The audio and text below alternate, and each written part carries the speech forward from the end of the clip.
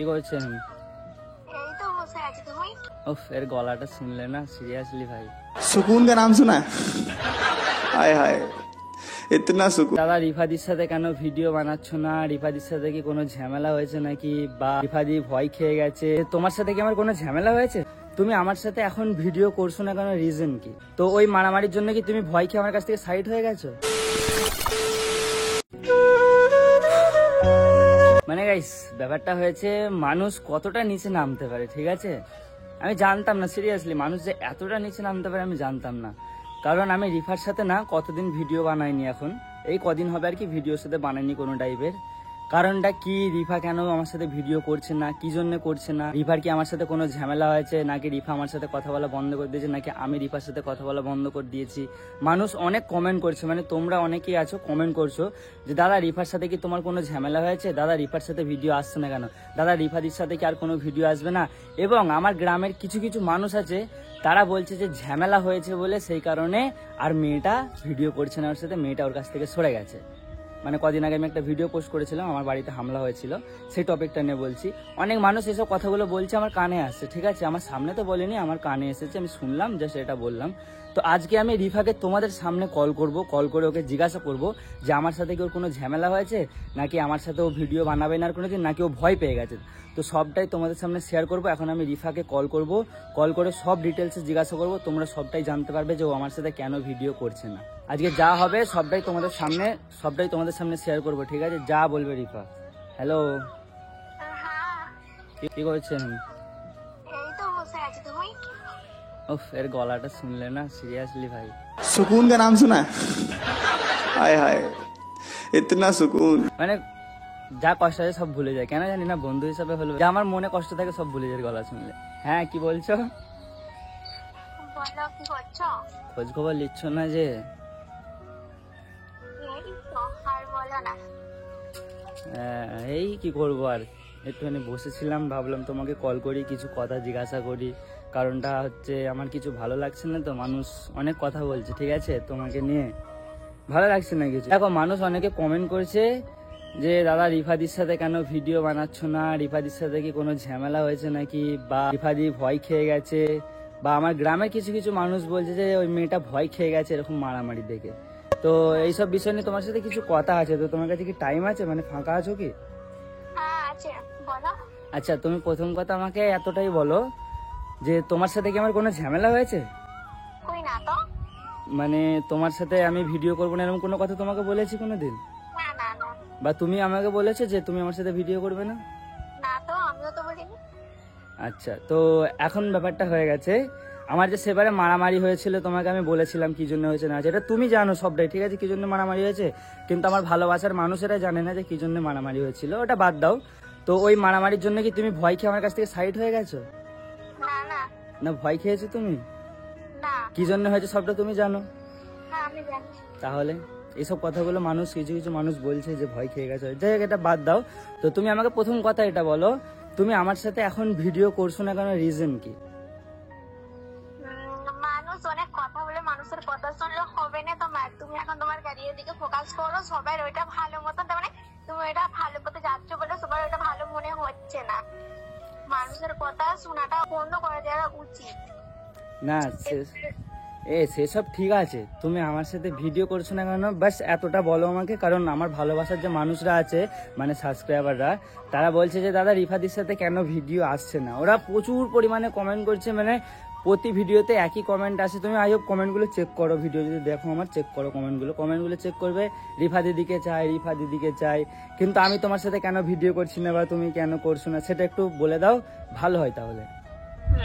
হ্যাঁ, but video করছি না কারণ সামনে এক্সাম চলছে, তাই জন্য আরো ভিডিও করতে পারছি না। মানে এক্সাম শেষ হয়ে গেলে আবার আমরা যেমন ভিডিও বানাই তেমন বানাবো।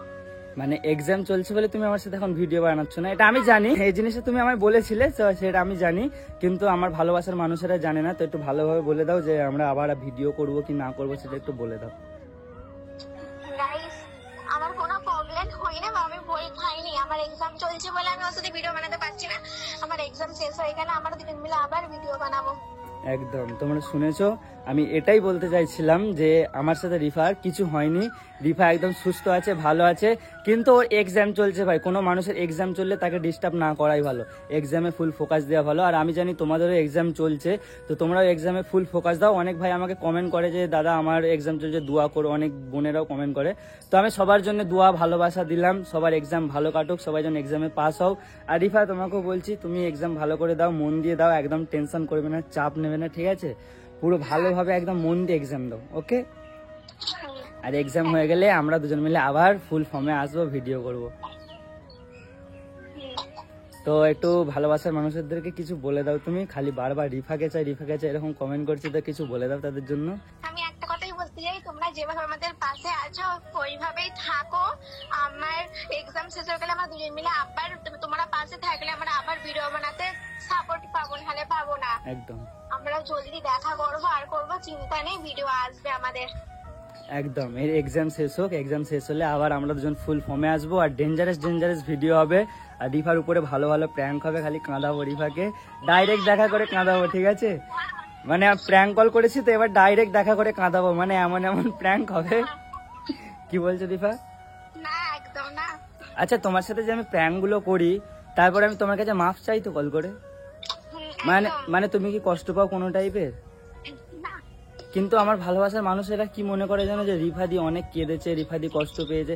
আমি জানি কষ্ট পাই, আমিও বলছি গাইস এটা কষ্টের জিনিস, কষ্ট পাই, কিন্তু কষ্ট আবার ভুলেও যায়। আমি যখন ওর সাথে কথা বলি, বুঝিয়ে দিই যে দেখো এরকম ভিডিওর জন্যই তো করেছি, ও তখন বুঝে যায়। যথেষ্ট বুঝদার মেয়ে আছে, অনেকটা ভালো মেয়ে, বন্ধু হিসাবে যথেষ্ট ভালো। ভাই আমার এই বন্ধুটা বেস্ট বন্ধু, আমার লাইফে এরকম বন্ধু কোনোদিন আসেনি, আর আসবে বলে মনে হচ্ছে না, আর আমার লাগবেও না। এরকম ধরা বান্ধবী থাকলে আর কার কি চাই, বান্ধবী অনেক ভালো। যাই হোক, এটা বলার জন্য আজকের ভিডিওটা স্টার্ট করলাম যে রিফার সাথে আমার কিছু হয়নি। সবাই অনেকে অনেক কথা বলবে, দেখো 5টা মানুষ 5 রকম কথা তো বলবেই, তো সবার কথা কানে নিয়ে চললে লাইফটা ওখানেই দাঁড়িয়ে যাবে, লাইফটার আগের দিকে এগোবে না, লাইফ যেখানে সেখানে দাঁড়িয়ে থাকবে। সো আমি যেরকম ভিডিও করছি সেরকম ভিডিও করতে থাকবো, আর রিফা আমার সাথে ভিডিও করবে খুব জলদি, কারণ ওর এক্সাম চলছে, এক্সাম হয়ে যাক আবার আমরা দুজন ভিডিও করব, তাই তো রিফা? একদম একদম। সো এখন কি করছো তুমি? এই তো বসে আছি, রান্না বান্না হয়ে গেছে? এই করবো। গো বেচারি রান্না করবে গো। ঠিক আছে চলো রিফা, তোমার সাথে এটাই জানার ছিল, তো থ্যাংক ইউ বলার জন্য।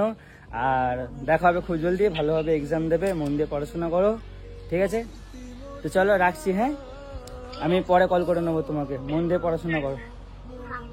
এটাই বাস্তব ভাই, মানে কোনো জিনিস যদি তুমি ভালো করতে যাও না, করতে করতে সেই জিনিস যদি স্টপ করে দাও, মানুষ সেটাকে কি মনে করে জানো, মানুষ ভাবে যে ছেলেটা হার মেনে গেছে, ছেলেটার সাথে সেটা হবে না। যেমনটা আমি রিফার সাথে ভিডিও করছিলাম, ভিডিও করতে করতে স্টপ করে দিয়েছি, তো মানুষ ভাবছে যে মেয়েটা হয়তো ছেলেটাকে ছেড়ে দিয়েছে, বা ছেলেটা হয়তো মেয়েটাকে ছেড়ে দিয়েছে, বা দুজন আলাদা হয়ে গেছে আর ভিডিও করবে না। দেখো মানুষের কথা কানে নিয়ে চললে জীবন কোনোদিন আগে যাবে না, ওখানেই দাঁড়িয়ে থাকবে, যেখানে আছো তুমি সেখানেই দাঁড়িয়ে থাকবে, উপরেও যেতে পারবে না, দূরেও যেতে পারবে না। সো মানুষের কথা কানে নেওয়ার দরকার নেই, যে যা বলছে বলুক, তোমরা যেদিকে যেতে চাইছো সেদিকে আগিয়ে যাও। আমি সবার জন্য দোয়া করবো, সবাই যেন বেশি বেশি করে আগে যেতে পারো। আর যারা যারা আমার মতো ভিডিও করছো, আমাকে অনেক ভাই কমেন্ট করছো দাদা আমি নিউ ইউজার, নতুন ভিডিও বানাই, একটু সাপোর্ট করো। অবশ্যই ভাই সাপোর্ট করবো, আমি সবাইকে সাপোর্ট করি, আরো করব। আর যেভাবে কাজ করছো সেভাবে কাজ করতে থাকো, একদিন তোমরা সাকসেসফুল হবে। আর মেনলি ব্যাপারটা হয়ে গেছে, ভিডিও যখন প্রথম স্টার্ট করবে ইউটিউবে, মানুষ অনেক কথা বলবে ভাই, বিশেষ করে তো তোমাদের গ্রামের লোকেরা কথা বলবেই বলবে। তো গ্রামের লোকেদের কথা একদমই কানে নেওয়ার দরকার নেই, যেটার দিকে ফোকাস করছো ফুল ফোকাস সেটার দিকে রাখো, একদিন অবশ্যই সফল হবে। আর তোমরা যেভাবে আমার পাশে আছো ছোট ভাই হিসেবে, সেভাবে পাশে থেকো, ভালোবাসা দিতে থেকো, কারণ তোমাদের সাপোর্ট ভালোবাসা ছাড়া কোনোদিন কিছু সম্ভব না, এটা আমি জানি ভাই। কারণ এক সময় আমি অনেক পরিমাণে নিচে ছিলাম, তোমরা সবাই মিলে আমার পাশে এসে দাঁড়িয়েছো, দাঁড়িয়ে আমাকে উপরে তুলেছো। তোমরা না থাকলে আমি এত দূর আসতেও পারতাম না। তো তোমাদেরকে থ্যাংক ইউ বলা মানে নিজেকে ছোট করা হবে, এছাড়া আর কিছু না। সেই জন্য থ্যাংক ইউটা আর বললাম না। এভাবে পাশে থেকো, ভালোবাসা দিতে থেকো, ছোট ভাই হিসেবে যেভাবে আছো সেভাবে থেকো, কারণ তোমাদের ভালোবাসা সাপোর্ট নিয়ে আমি অনেক দূরে এগোতে যাই। আমার ছোট মতো স্বপ্ন আছে ভাই, একটা সিলভার প্লে বাটনের, ঠিক আছে, মানে যেটা 1 লাখ সাবস্ক্রাইবার হলে পাই। জানি না কোনোদিন পাবো কিনা, তারপরও স্বপ্ন নিয়ে আছি, দেখা যাক স্বপ্ন পূরণ হবে কিনা। আর আমার মায়ের তো ওটা খুব শখ, মানে ওই যে সিলভার প্লে বাটন না, আমার মায়ের অনেক শখ। আমার মা বারবার আমাকে বলে হ্যাঁ সিলভার প্লে বাটন কই, কবে পাবি? বাট আমার মা তো জানে না যে ওটা 1 লাখ হলে হবে, আমার জাস্ট সবে 23,000 হয়েছে। আশা করছি তোমরা করে দেবে, কারণ তোমরা ছোট ভাই ভেবে অনেক অনেক সাপোর্ট করেছো আমাকে, অনেক ভালোবাসা দিচ্ছ, আগামীকাল আরও দিতে থাকবে। তো যাই হোক, রিফার বিষয়ে কথাগুলো বলার জন্য আমি ভিডিওটা স্টার্ট করলাম। ভিডিওটা যদি ভালো লাগে লাইক করে দাও, চ্যানেলে নতুন হয়ে থাকে চ্যানেলটাকে প্লিজ সাবস্ক্রাইব করে দাও, আর একটা মিষ্টি মতো কমেন্ট করে দাও, ঠিক আছে? দেখা হবে নতুন কোনো ভ্লগে, ততক্ষণ সবাই ভালো থাকবে, সুস্থ থাকবে, নিজের খেয়াল রাখবে। Love you all, take care, bye by.